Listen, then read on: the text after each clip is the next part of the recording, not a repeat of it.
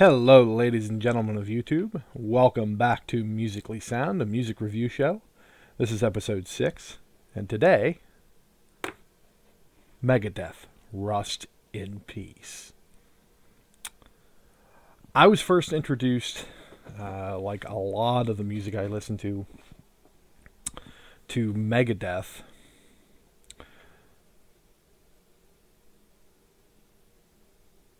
by a friend in college, good friend, James Hathaway.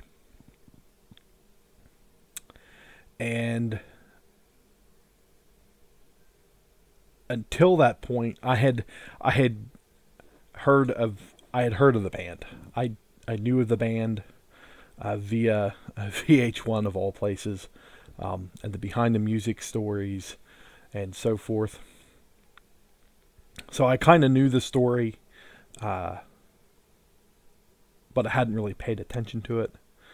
And when James introduced me to the actual music itself,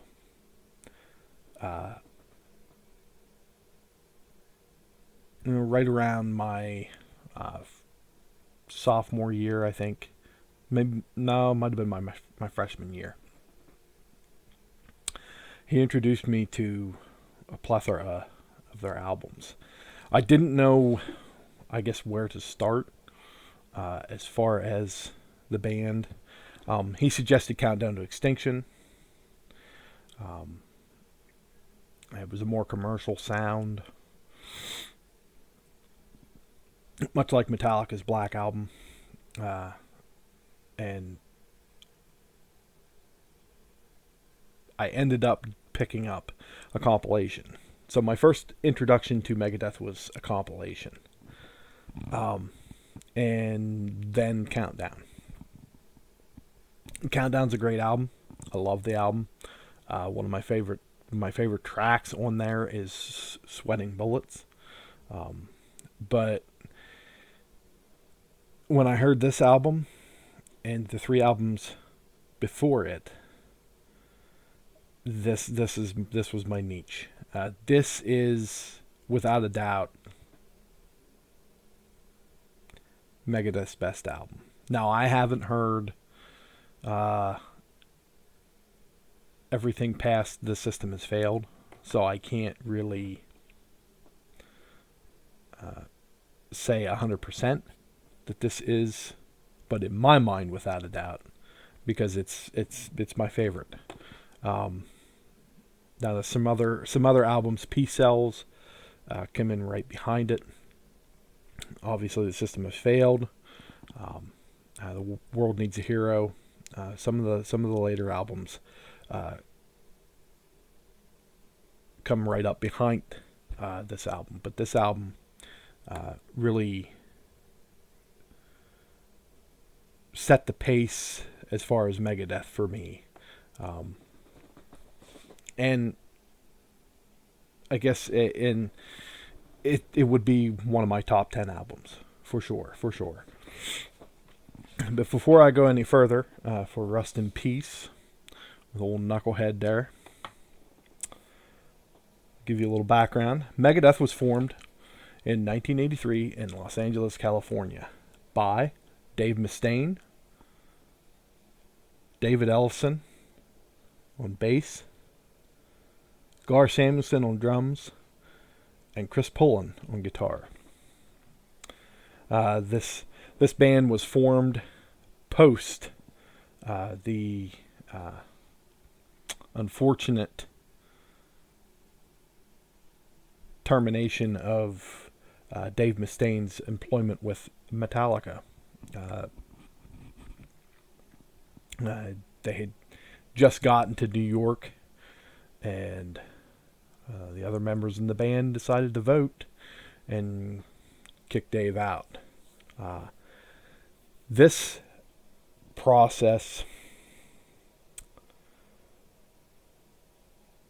fueled what was already a very angry individual, we'll say. the life, the background that Dave had, and what the members of the band, the manner. I think it was more the manner that they had ousted Dave. It fueled a spitefulness, a vengefulness within him, and he's kind of, not right away,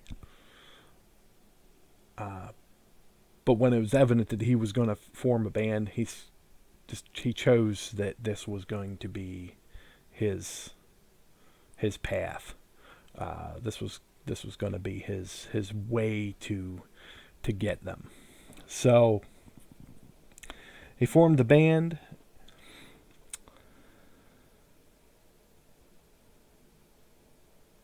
Continuing the style that he had helped create within Metallica. Mustaine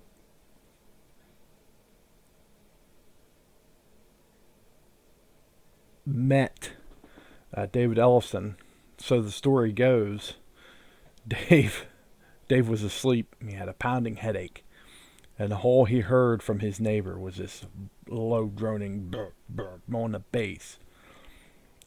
And he got up and he pounded on the door and told him to shut up. And that was the introduction to the two, we'll say, fathers of the band Megadeth. Teamed up on a lot of the music and the writing and stuff for what would come.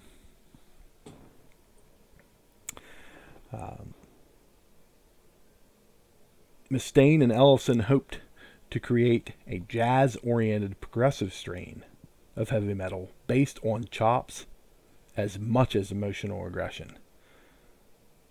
And this would be apparent in Killing Is My Business and Business Is Good, the first album, which had succeeded in that regard and garnered mainly positive reviews. Back to this album. This album and the songs on it is where we can think about people like Dave and like Steve Harris from Iron Maiden as modern day poets, modern day storytellers. The album opens up with Holy Wars, The Punishment Due. Now, I'm going to read you some of the lyrics that Dave wrote, particularly from that one. Holy Wars. Brother will kill brother, spilling blood across the land. Killing for religion.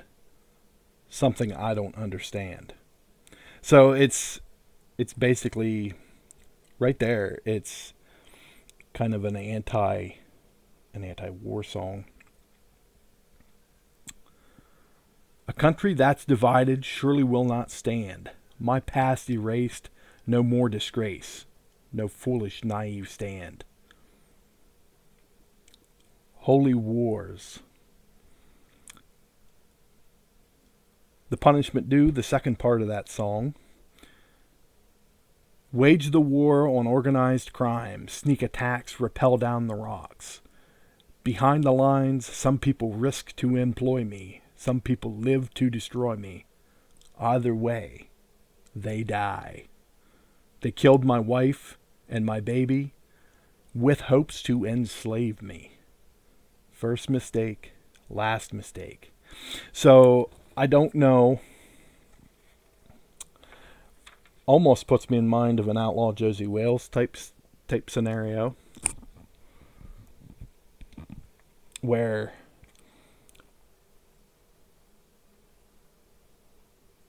in your effort to break me down, you have woken a terrible beast. Hangar 18. Just that intro on Hangar 18 alone is enough to buy this album.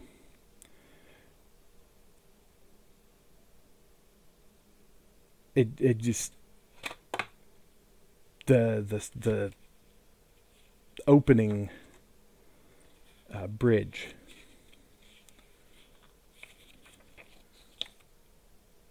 and then welcoming you to this fortress, this Hangar 18. Welcome to our fortress tall. Take some time to show you round. Impossible to break these walls, for you see the steel is much too strong. Computer banks to rule the world. Instruments to cite the stars. Take No Prisoners is the next one. Just a great blistering, battle cry. Take no prisoners, take no shit.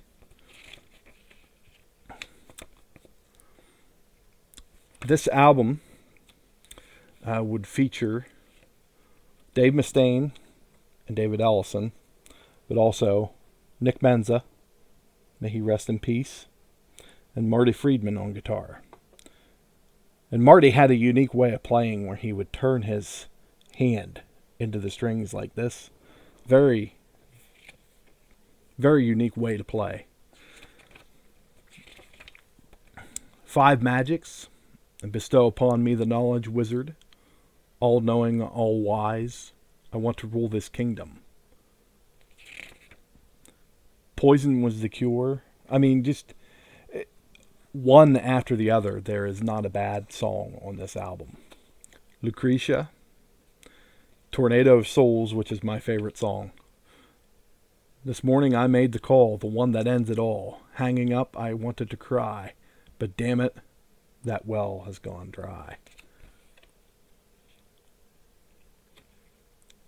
From top to bottom. Rest in peace, Polaris, ending the show. This is definitely for anybody getting into thrash metal or getting into Megadeth. This is a good starting point. Rust in Peace, released in 1990. This would be, I would compare this to Injustice for All from Metallica, Rain and Blood from Slayer, and Among the Living from Anthrax. It's just that turning point, especially in those bands' careers. This is that album. Definitely check it out. You will not be disappointed. That's all I have for today. Feel free to like, comment, subscribe, all that stuff. Get out there and listen to some music.